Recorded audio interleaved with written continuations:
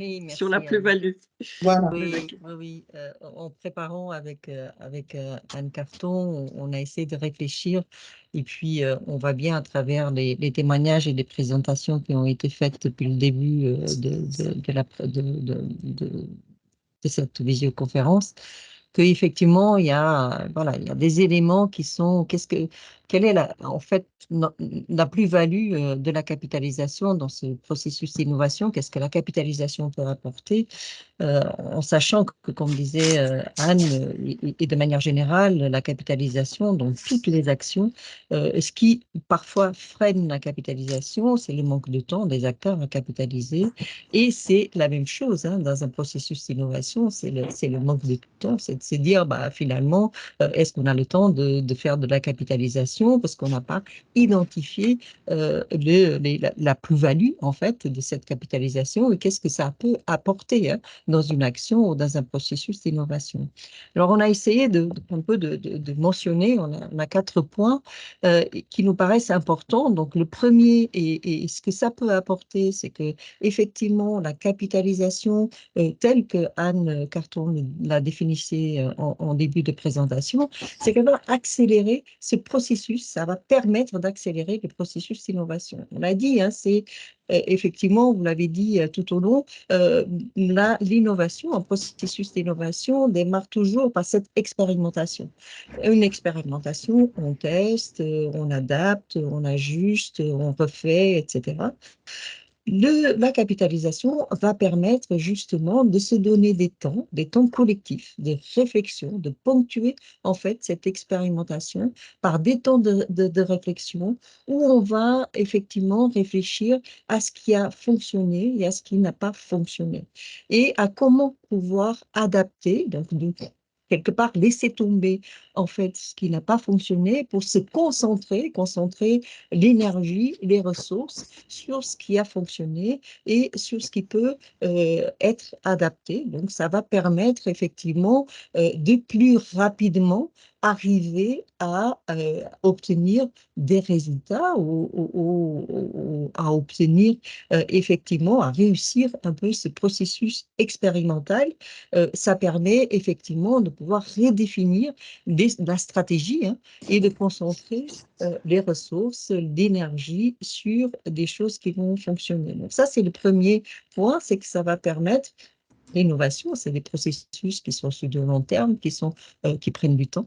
Eh bien, peut-être que la capitalisation pourrait aider à accélérer ce processus-là. L'autre élément qui paraît important, c'est de faciliter l'appropriation par les acteurs qui vivent l'expérimentation en tant que telle. On dit souvent que la capitalisation, une des définitions de la capitalisation, c'est de dire, c'est le passage de l'implicite à l'explicite.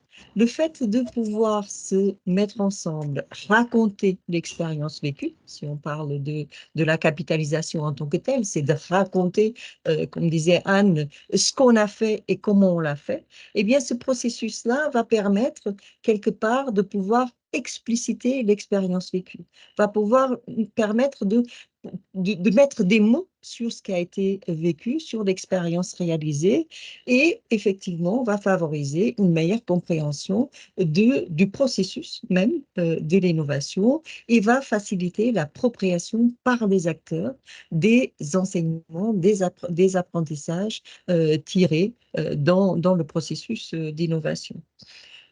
L'autre élément, c'est effectivement dans la formalisation des acquis. Donc, la capitalisation, il y a un processus d'apprentissage et le processus de partage qu'on a appelé dans la capitalisation.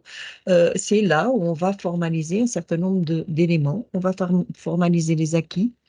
On va formaliser les facteurs de réussite. On va mettre en évidence les facteurs de réussite. Alors, les facteurs de réussite qui peuvent être des facteurs techniques, on va modéliser un certain nombre de savoir-faire techniques, mais pas seulement. On a parlé tout au long de l'après-midi, par exemple, des savoir-faire d'accompagnement, de l'importance de l'accompagnement dans le processus d'innovation, mais on va parler des savoir-faire effectivement qui vont faciliter un certain nombre de relations entre les différents acteurs, de partenariats entre acteurs associatifs et des élus locaux, par exemple.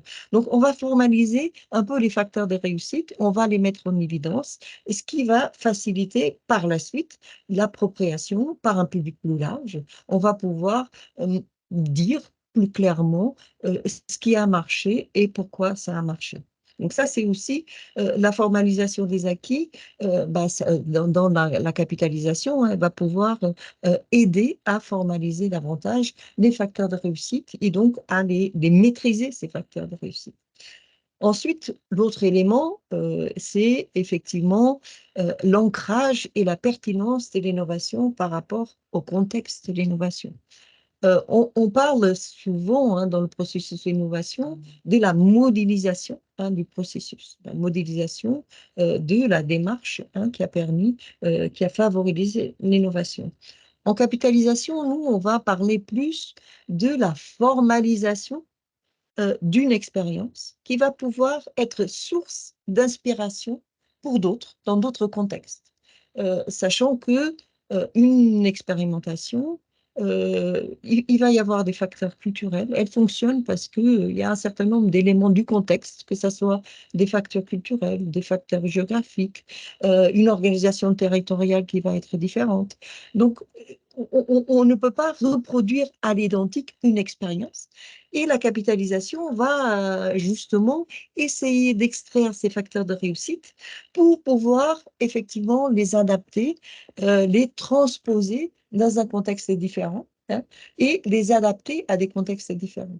Donc voilà, c'est les éléments que nous, on a effectivement identifiés, que la capitalisation peut apporter au processus d'innovation. Après, comme je le disais, c'est vrai que voilà, la capitalisation, et comme Anne le disait, c'est un processus rigoureux, donc qui est à intégrer dès le départ, dès le début même du processus d'innovation. Et c'est une démarche rigoureuse qui va permettre aussi, et je pense qu'un élément qui est aussi important, c'est de garder la mémoire, la trace de tout ce qui a été fait. Et ça, c'est très, très important, justement, pour la montée à l'échelle dont on parlait, pour le transposer dans d'autres contextes, pour que, effectivement, on puisse diffuser largement l'innovation.